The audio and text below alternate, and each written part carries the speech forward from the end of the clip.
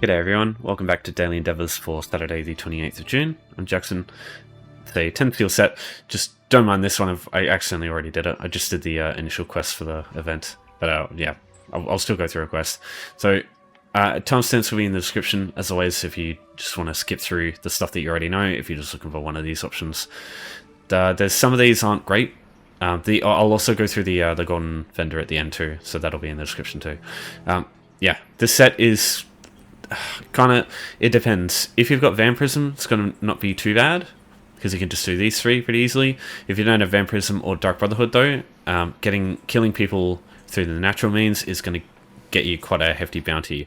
If you don't care about that though, it's not too bad. You can just sort of do it before you go to bed or before you go to work, and by the time you get home or wake up, the bounty will probably be gone, so you can sort of do that. This one here, the damage to enemies in these places doesn't count, so you can't just kill Dremora or like just enemies in the zone. It has to be to players, so this one's not great. And then 4 cycle bosses with a guildmate. This one is dog shit. Being like 4 cycle bosses and a guildmate, so it's just, oh god, this is definitely going to take the longest out of any of them. That being said, this one's not also that great. So yeah, my advice is just do these 3 and save yourself the headache of these 2. Alright, so I'll start with the quest, even though I've already done it. I went through the initial quest yesterday, so what I'm going to do today instead is just do like I'm just going to do an antiquity to do the honest toil one, because with the event, you kind of want to do the quest that gives you your event tickets, you know, just so you can get all the stuff. Obviously, if you don't care about it, just you can do writs, you can do just generic zone quests if you want to get skill points. Or you can just do any quest in general. You can do dailies, you can do pledges if you want. There's a lot of shit that can work here. But just for the sake of convenience, probably best to do the Honest Toil quest here that gives you your event ticket. So Honest Toil, you can find it from Fazaria. If she doesn't have a quest, you just need to do the initial quest for Amenasvaria first. So just do that first. I went through that quest yesterday for yesterday's endeavor, so if you want to know that, just look for that video. I'll link that in the description if you need it. So when you talk to Fazaria, the first thing you need to do when you start this quest is either to pray or to let her pray for you. Doesn't really matter which one you choose, they're both pretty quick. After that, you get 3 things that you can choose. So you can either earn a level or earn a champion point. You can do an antiquity or a treasure chest. This is usually the one I would choose. Trade with guild traders requires 10,000 gold. Like you have to spend 10,000 gold in guild traders, and you have to do that every single time you get this quest. So I don't recommend doing that one. It is quick if you've got tons of gold, but if you're like not looking to spend fucking tens of, like, you'll probably spend 100,000 gold in total if you just do that one alone. Yeah, so 10 days, 10,000 gold each day. That's a lot of money, so I wouldn't recommend doing that one. But antiquity or treasure chest. I showed you how to do like a treasure chest map one the other day, but today I'll just show you an antiquity. So firstly, you need to just start off antiquities by going to Western Skyrim over here.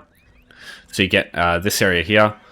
Oh, sorry, not this area. Antiquarian Circle. This is where you start it. You just got to talk to Verita Nubida, and you basically you talk to her, you turn around, you interact with something, you go back and talk to her again, and that's all there is to it.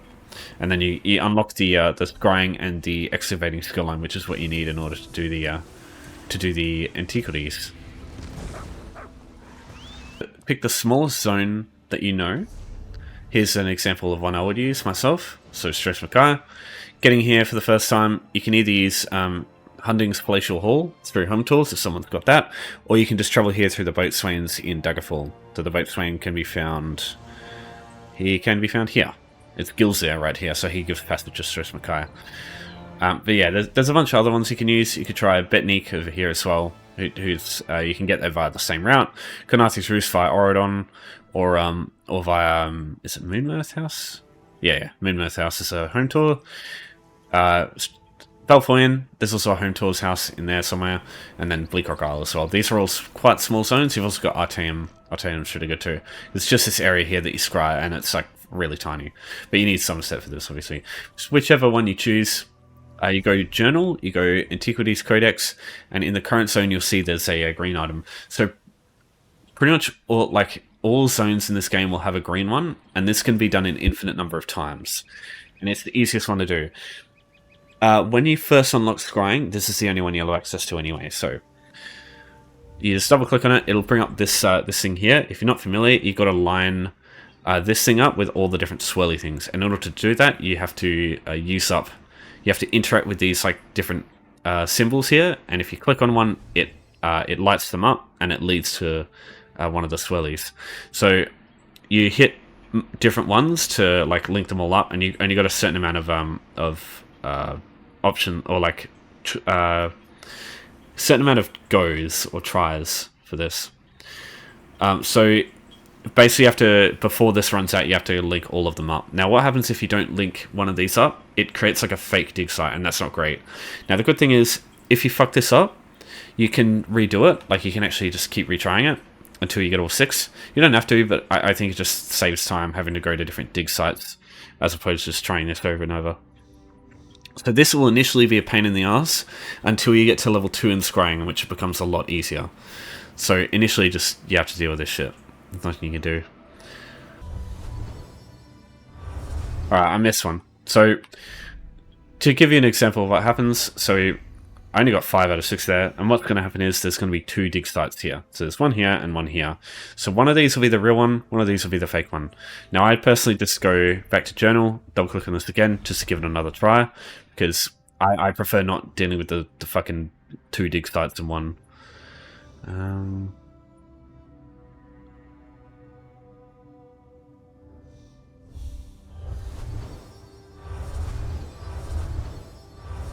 There we go, that was much better. So yeah, just try it until you get that, and now you can press escape when it's done. You don't have to wait for it to do its thing. And now this is the real dig site. So if I went over here instead, I would have missed it. So that's what happens if you get all 6. It just makes sure you know the correct dig site. Now at this point, you want to go into your inventory. You want to go quick slots. You want to make sure this thing here is on your bar, the Antiquarian's Eye. You can find it in tools here. So the reason this is good is when you actually get to the dig site, you can activate it, and it points you in the direction of where to find the antiquity. So you're not bumbling around like a fool trying to figure out where it is in this like larger area. You can just be pointed directly to where it is. This is the easy bit I find. That the initial scrying bit at level 1 is fucking annoying, but yeah, this is way easier. So it's like a hot and cold mechanic. So you got so it'll go green if you're right next to it. If you're completely on the other side of the map, it'll be red. So if it's green, you're all good. That means that's literally where to find the item that you're digging for. So that's also where it is. That's also where it is. So if I go over here, for example, it's yellow to indicate that it's close, and it means that it's also here. So if I were to go over here, that means in this area here, it can only be like over here somewhere, because it's within these 2 regions here, or maybe over here or over here. So once you've found green, just start digging.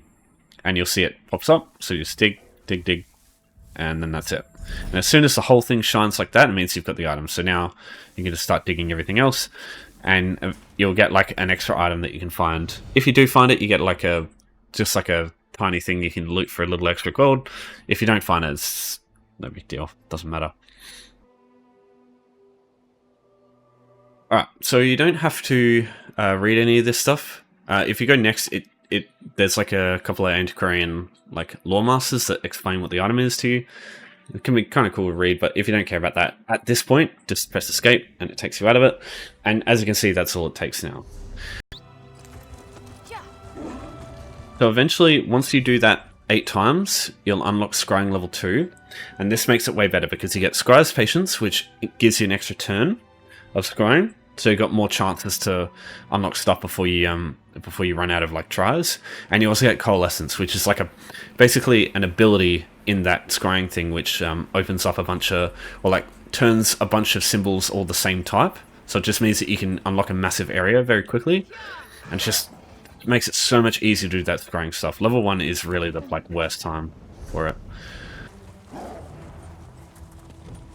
Alright, so that's done. Come back to face area. Hand that in, and that's it. So you get your tickets, you get your quests done. So yeah, it's very practical to do it that way, I think. Okay, crafting with alchemy. So there's only one way I suggest you do this, and that's just to craft a bunch of poisons. The only reason I suggest poisons over normal potions through water is with poisons you get 4 at a time base, whereas with potions you only get 1 at a time. So it's a lot more efficient on resources, because the way potions and poisons work in this game is you take a sort of like a catalyst liquid, and then you fuse it with like 2 alchemy agents, like these, for example, and that creates a potion or poison. So you can't just mix 2 things together and it always works. There's only certain combinations that work, and the way to find that out is to look at 2 that you link up, and whatever this word is completely impacts what's going to work. So if it says inert, don't do it. If it says unknown, you're good to go, because unknown means these 2 will create a certain type of poison, but you just don't know what it is yet. Whereas basically what's happening is these 4 unknown traits, some of these traits are actually the same. It's just that you haven't learnt what they are yet. Now, you can consume the reagents yourself to learn what these things are, but personally I just learn them through this way, because you get XP that way anyway. And especially with alchemy, with crafting leveling being doubled, like leveling speed being doubled right now with Zeal or Zenithar, this is probably the best time to level up your alchemy anyway. So I'd say just, if you haven't got this to 50 yet on one of your like main damage deals, or main like your crafter as well, just fucking go nuts. Like, craft as many of these as you can. But yeah, you just want one of these, one of these, and one of these, and just make sure it says unknown, and then you'll be good. And when you use it, it'll now show you what it does, and that's your alchemy one done. The only thing is, purchasing some alchemy reagents if you don't have any is just like going to be the thing that you have to do. It'll be a couple of 100 gold. Basically, I'll just go through a couple that you don't want to buy. So I'll link this in the description. It gives you a list of all the different types of alchemy reagents you can get in this game. So most of these aren't too bad. Beetle Skull's a little bit iffy. Columbine is the main one, though. Do not ever use this for anything. I don't think you should use it for endeavors or what are they called? Writs. If you can avoid them for those two, it's important. Sometimes I don't think it's possible, but yeah. Guns and Nona, it's a little expensive. Dragon Ram is a couple of 1,000 gold. Dragon's Blood's quite expensive too. Dragon's Bile's not that expensive usually. Powder Mother Repel's a little bit iffy. Scrib Jelly can be a bit expensive sometimes, even though I just used it, but I don't know much else. Mudcrab Chitin as well is pretty expensive. Violet Coperness is a bit more expensive than other stuff, but not too bad. Torchbug Thorax as well, you don't really want to use that. And yeah, that's kind of it. Where's the, what's it called? Clam Gall. There. Clam Gall I'm pretty sure is also not too cheap either. Yeah, anything other than that's usually pretty good. If I were to choose, I usually go Blue and Toma with Whitecap, because those two work together, or I use Water Hyacinth with a bunch of different things. I use it with Dragon Thorn. I'm pretty sure these two work together. Weapon Critical. Yeah, Weapon Critical. Those two work. Or Dragon Thorn and Blessed Distal. Those are two pairings I usually use as well. That or Wormwood and Gnomeroot, I believe, works as well. No. No, I'm seeing shit. What works with Gnomeroot? Spider Egg. Okay, yeah, it's Spider Egg. It's because invisibility. Gnomeroot Spider Egg's pretty good too. Sorry, I'm not with Wormwood. Yeah, you can look at that if you want. But yeah, basically, if you want to know if stuff works or not, just make sure it says unknown poison. Alright, now let's discuss killing people. So people refers to citizens. Anyone that has a white outline like this is considered to be a citizen in the case of this endeavor. If this white outline doesn't show up, just go to gameplay and make sure prevent attacking innocents isn't turned on, because that will prevent you from being able to do this endeavor entirely. So there are 3 ways to kill people. Through conventional means, which I don't recommend, Vampirism, which I do recommend, and Dark Brotherhood if you've got it, assuming you've got the DLC. So if you just go, like, say I'm just gonna, I'll try and kill this person as quick as possible, because, like, I'll try and kill one of these people on their own. Because naturally, if you use Vampirism or Dark Brotherhood's Blade of Woe, people won't, you won't get a bounty for killing people, because you instantly kill them. But if you like, even if you stun them and kill them super quick, you'll get a big bounty if you kill them through natural means. That's why I suggest you use Vampirism or Blade of Woe. Because if you look at the bounty on the bottom there, if I use Vampirism, nothing. And yeah, it's the same thing for Dark Brotherhood. The only thing is, Vampirism you can get as a base game option, so if you don't have Dark Brotherhood as a DLC, you can just use Vampirism.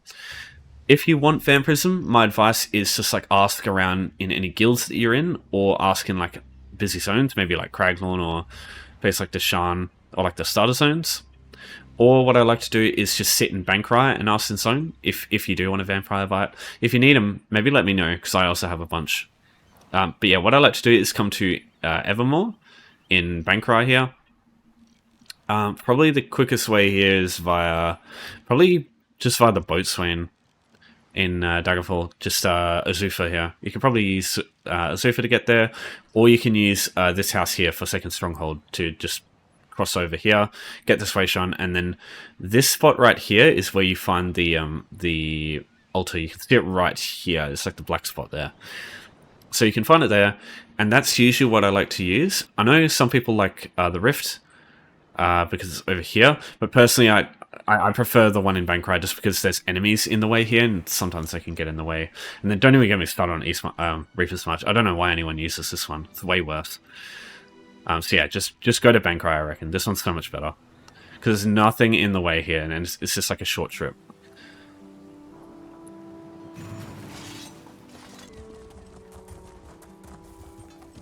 So what I'll do is I'll link in the description an Imgur post that I created quite a while back, and it shows the locations of a bunch of people in Auridon that are on their own. So if you use Vampirism or the Blade of Woe on them, you won't get a bounty at all. Like I said in the at the start of the video though, you can kind of just get you can do this before you go to bed. And so if you get a big bounty, it'll be gone by the time you get back. So, or wake up, whatever it is. But yeah, I'll link that in the description. But sometimes you can have an issue where other players will kill all the people that you're trying to kill, so you can't use them. Because usually with an endeavor like this, everybody else has probably got the same idea, so you're going to find people are usually dead around here. Because yeah, this area here in the Temple of Oriel has tons of people that you can kill. Yeah, usually these guys are all dead because they're kind of separated all over the place, isolated, and you can kill a bunch of them without getting a bounty. Yeah, I think nobody's come through here to do that. I'm just seeing if there's any that have been killed. Yeah, there's one. So people will just come through and do this. You just got to be a little bit careful of that. So if you find yourself struggling to find anybody to kill in like areas that are usually accessed easily by more players, find an area that's like less accessed or like less busy. Usually like smaller towns like this. In Alika Desert, Bergama is also another one I quite like to use. Just any of the towns that usually isn't like a starting hub for players, or like a main hub for players. And I mean, I just saw a person there, but basically people don't usually come to these places outside of doing like a specific quest for Dark Brotherhood. So I find there's generally less people dead here. The only thing is sometimes it's hard to get kills through these places without getting a bounty, but you can do it. So as an example, I'll just vamp feed on this guy. I didn't get a bounty there, even though there's lots of people out in the open here. So yeah, just gotta pick your targets wisely in that case. Just make sure you don't do it while being spotted. And even if you do, it's not a big deal. So Black Sacraments are another great way to do this, I think, if you have the Dark Brotherhood DLC. Because you got the Blade of Woe at that point as well, and the Black Sacraments have civilians in them that are they are instanced areas. So players can't just come in and kill the citizens in your version of the instance. Only you can kill them. So it just means that you're not going to be wasting time like waiting for stuff to spawn. If it's busy, you can just go in here and do this whenever you're ready, and it'll be efficient. They'll all be ready to go for you as soon as you get inside. But yeah, don't worry too much. Usually there's like a town like this that's just like full of people that you can kill. Just make sure you turn off prevent attacking innocents, like I showed you. 200,000 damage in Battlegrounds, Cyrodiil, or Imperial City. So I just want to show you that this tooltip's a bit weird, because if you just go and deal damage to anything, it doesn't work, right? I'll just kill this friggin'. As you can see, it didn't deal any damage for the Endeavor. The tooltip actually doesn't tell you, but it's only to players. Not even like guards in keeps and stuff like that works. Not even dealing damage to keeps itself. Only to players. I've tested this quite thoroughly over the time that I've been doing endeavors, and nothing works except for players. So it's kind of a pain in the ass because it means you have to go out and look for a player. It's not like easy to do where you can just find some enemies in like Cyrodiil or like the Imperial City. Now, my suggestions here for getting this done as quick as possible is either waiting for prime time when all the players are on in Cyrodiil, and like going to the most busy campaign and just trying to look for where the action is. For example, like if you were to go to like the front line here on when it's busy, there'd probably be like players that will come in and attack the keeps and stuff like that. Or you can just like join a group, see what they're doing, and just like follow them around, because generally the group will find players themselves. And just grab like a ranged weapon especially, and just tap things as you go around. Just understand that it's if you don't have a PvP build, you can die very quickly in this place, and you won't have much time to attack anybody. So maybe run like a healthier build if you can, like a tankier build, like 30,000 health, 35,000 health at least, and just like run burst damage if you can as well. That's kind of the stuff that works in PvP. But personally, I think the best way to go about this, the quickest way, is going to be through siege. So have things like Firebolt Blister, for example. Chuck this on the ground, and you can shoot this at people, and it creates like quite a big AoE on the floor. And if anyone gets hit by that AoE, it does a ton of damage. That's generally going to be one of the quickest ways to get it like damage in for the Endeavor's sake, especially if you hit a bunch of players, because it can do upwards of like 50,000 damage in to a bunch of players in one hit. You know, like it can do a lot.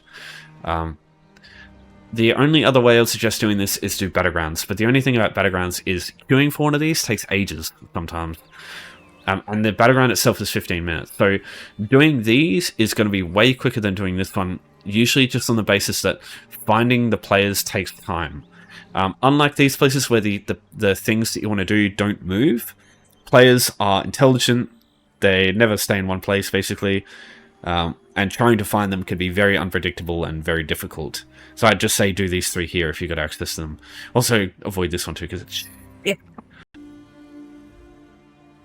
Alright, so last of the 5 options, we've got cycle bosses in the Infinite Archive with the Guildmate.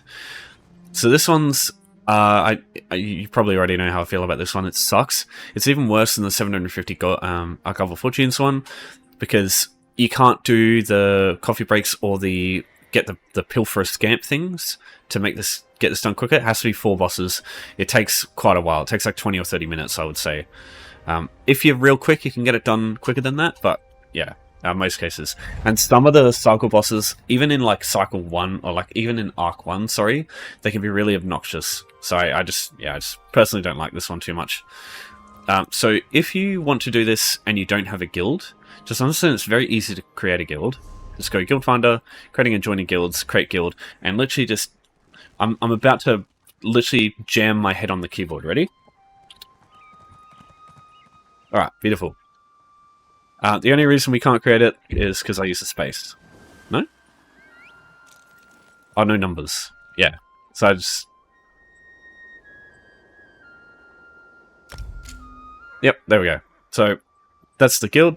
And now, any player off the street, doesn't matter who, just go to roster, just go add member, and either put in their character name, or you can put in their @name. Doesn't matter which one. They both do the same thing. So they get the invite, they just have to accept it. And now from this point, you go into Infinite Archive. Don't go in before, because I find it glitches out, and or like it doesn't sort of work properly.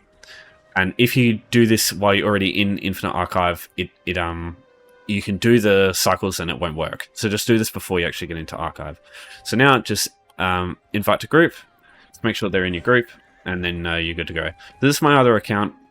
I always do this on like my own account. I don't bring someone else in, just on the basis that I want to prove that this can be easily done on your own. Like you can do all the work. It doesn't matter how good the other player is. This place is entirely doable like solo. Some of the bosses can be much easier with a group though. It's worth mentioning that. But, you know, most players coming into Infinite Archive, they're going to be worth more than just not being there at all. So don't go in until the other player's here, because I find if you go in early, the other player can't actually get in here. Sometimes it's a bit buggy, I find. Also, probably don't come in here on a stage 4 vampire like this. It's probably not a good thing. Not a good thing to do. Okay, so just make sure both people are near the door, and then use it. And it should bring you both in. So firstly, you'll get a stage. So it'll be one of these stages, another stage after this, and then a cycle, and that will give you your cycle bosses. So these take a couple of minutes, and what happens is they spawn a group of enemies. So in the initial stages, it's usually 2 melee enemies and a ranged enemy. And so what I suggest you do is bring the melee enemies to the ranged enemy, like this. So just stick on the ranged enemy the whole time, because I find it's just easier to do it that way.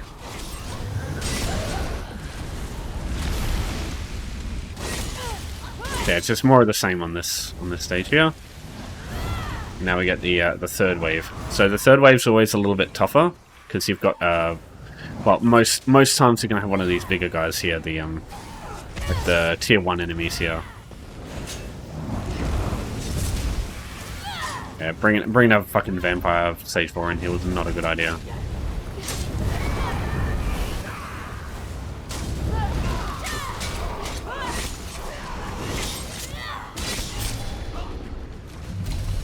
Alright, so that's one stage. Now you get a verse. Some of these verses can be really good. Some, like Arc of a Worldliness, for example, unless you're a werewolf, is quite shit. It's not too bad, though. Right, so that stage's done.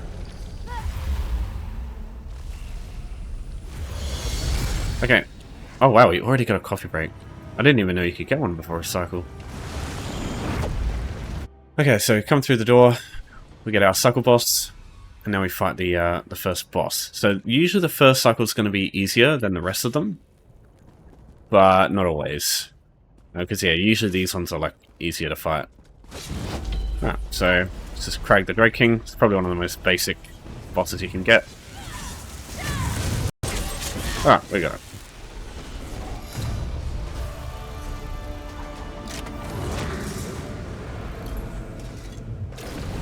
Alright, so that's one. So you have to do that 4 times. Whereas he'd probably be already done with the other ones. So yeah, as I said, just avoid this one. I think it's really shit. Alright, and so literally the cycle repeats. So you just do that again, another stage, another cycle, that's 2, and then stage cycle, that's 3, stage cycle, that's 4. And then if you keep going, you get a stage, and then an arc, and you fight Thoat. Now, if you go all the way to 4, you might as well go to Thoat and get the quest done. Just make sure you have the quest as well if you're going to do that, from the dude at the start. In fact, I'll just show you. So, in order to leave, say you just want to do the 4 cycles, you don't want to even bother with the quest. When you complete a stage, or a cycle, or an arc, you go to the next one, and instead of going to the circle to start it, there's this index here, and this is actually how you get out of here. So this will bring you back to the start. Here's the quest, if you want to grab that for beating Thoat.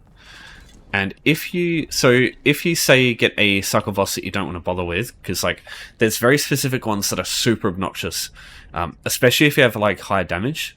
Like the Celestial Warrior is such a pain in the ass to do in the first arc, because he takes so much damage, and all the mechanics are like % health based, so he spawns all the ads like very quick. So I don't like that one. There's also a dragon that when it drive-bys, it like insta-kills you, even when like high champion point characters, so just don't bother fighting that one either. If you don't want to deal with that shit, you come to this hourglass here in the foyer, and you just use it, and it will kick you out, and it'll literally just start the Infinite Archive again, so you can just begin from the beginning, and you'll get usually easier cycle bosses at that point, because the first few are usually not as bad. Okay, so let's get into Golden Vendor.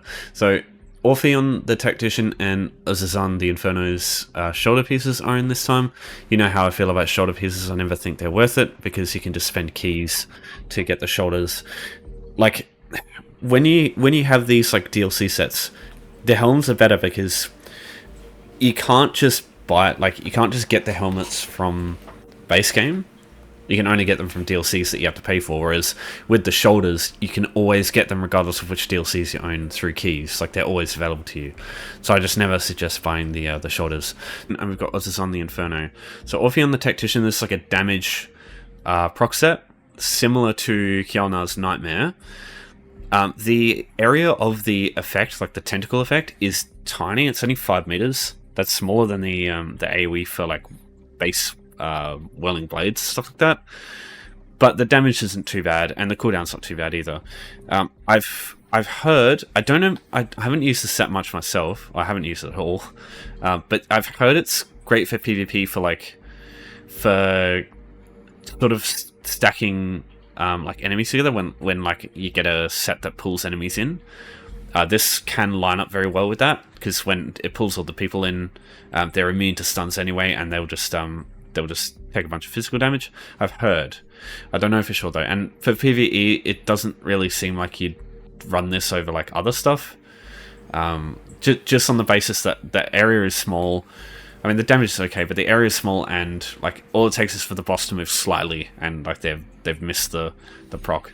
But yeah, the damage is pretty good, and yeah, I haven't used the set myself, so I can't really guarantee that's truthful knowledge. Ozezan the Inferno. This is kind of like Spell Power Cure, but like a defensive version.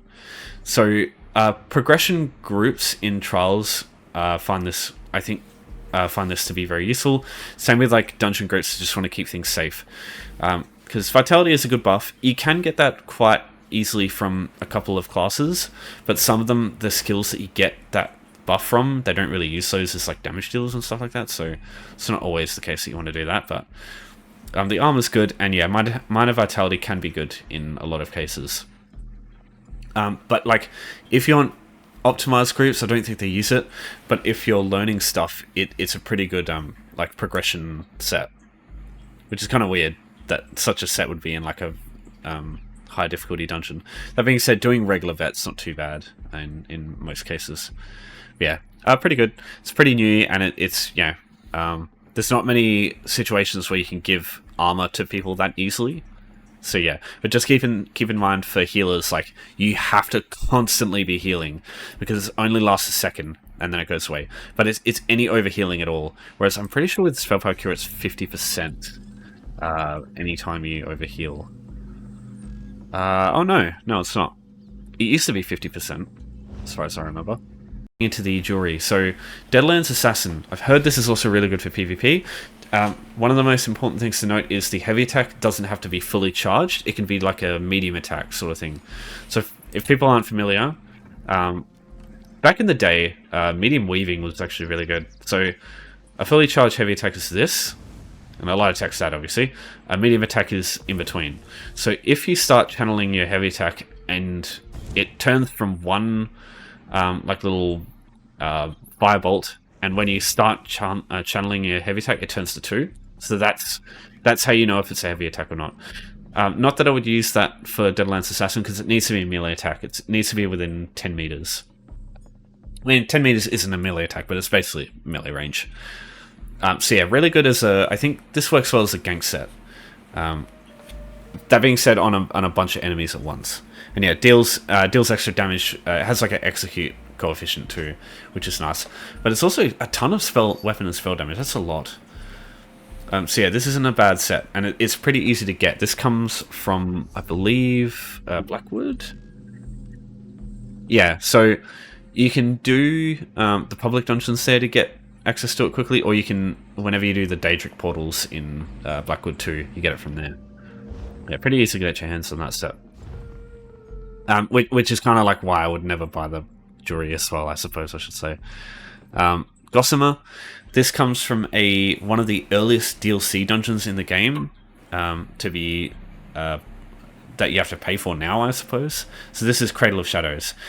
When this set came out, Major Evasion was different. It didn't increase your resistance to area attacks by 20%. It actually gave you dodge chance. Fun fact. And it was pretty obnoxious. It was interesting, but it was definitely really obnoxious. So all direct attacks you'd have a 20% chance to dodge them. So tanks used to run that shit all the time. I remember back in the early days of more of Locage, when that was like the big trial that you want to do. People were running evade or elude as a medium armor skill, because back then you could also use these here without requiring 5 pieces of the armor. So all the tanks would run evasion, and that would give major evasion, which gives you dodge chance, and then they would run Tava's blessing. Tava's favor, sorry. Whenever you dodge an attack, you get ultimate. So you'd be just getting ultimate constantly. Mind you, this was like 2015 days, very long time ago. So yeah, that just a bit of a info dump there, a pointless info dump on how things used to be very early on. So, but yeah, this is still used in PvP a lot, because in PvP, area attacks is like most of what the damage is that you're going to take. So these are kind of helpful to have. So yeah, you can run this on like a support healer and do pretty well with it, I think. But yeah, not great for just like a main set, obviously. If you're just looking to be like a brawler or something. But yeah, pretty good. Essence Thief, on the other hand, this is probably something you'd probably use on a brawler in PvP. So this set's pretty damn good over there, I've heard. The damage done bonus, the 10%, that's unique. Like, in most cases, sets will give you like a named buff, like major berserk, which gives you damage done, but you can't stack that stuff, whereas you can with this. And the resource sustain from the health and stamina is pretty good. The only thing is, like, you have to run around and follow the fucking orb wherever the hell it is to collect your resources and get your damage done. But for a set as old as it is, this is still pretty fucking good. The only thing is, again, I wouldn't buy this just on the basis that this is a free DLC dungeon. It comes from Vulkhel Tower. Pretty certain, right? Yeah, Essence Thief. So everybody has access to this through the game, because you don't have to pay for Imperial City anymore. So I wouldn't buy the jewelry for this, because that's very expensive for jewelry that you can almost kind of get on your own now if you have a companion anyway. So and like normal dungeons, man, just getting blue and then getting to like purple jewelry is just the difference between that and like paying 200k gold for a single necklace is like not worth it, I think, personally. But yeah, if you want to buy that, you can. Right, so last set, Witch Knight. So with a poison damage effect, I don't know if that's the poison status effect. I don't think it is. I think it's just with any poison damage effect. So in that case, just run a Stamina Dragon Knight and you basically have this up constantly. Or a bow. I feel like this would work really well with Master's Bow, because Master's Bow, the effect is through Poison Arrow, and if you have Poison Arrow up with this, you'll also have Witch Knight up all the time. So using those two together, I think, would actually be quite good. But I don't think you should. I don't think there's any reason to run this over something like Order's Wrath in PvE, or PvP for that matter, I suppose. I just feel like it's just a waste of time. But that is a lot of weapon and spell damage. It comes from... Where does this come from? Is it the Reach? Or is it Markarth? Oh, it is the Markarth. Interesting. Oh, sorry. Not Markarth. The Reach. Did I say the Rift or the Reach? Whatever. Alright, so yeah, you get the picture. So this is a pretty good set too. Just not great, considering that you can just fucking craft Order's Wrath and basically get the same effect. And just like not tied to like a certain damage start. I don't think it's very worth it myself. Alright, so that's Endeavor's done. So as always, I should point out, like with the Golden Vendor, like don't get offended if you like a set and I say it's not good. If you want to use it, use it. Like, don't let me tell you otherwise. But buying the golden like jewelry for hundreds of thousands of gold, just that's not worth it, I think. Yeah, if there's anything I miss, or like anything that is like outdated info that I don't know about, just let me know as well. Yeah, just understand I'm one person. I make mistakes and I'm not perfect. But yeah, any questions, as always, just give me a holler. Thanks for your support, all that jazz. Appreciate everyone. Take care for now. Have a good weekend. I'll see everyone next time.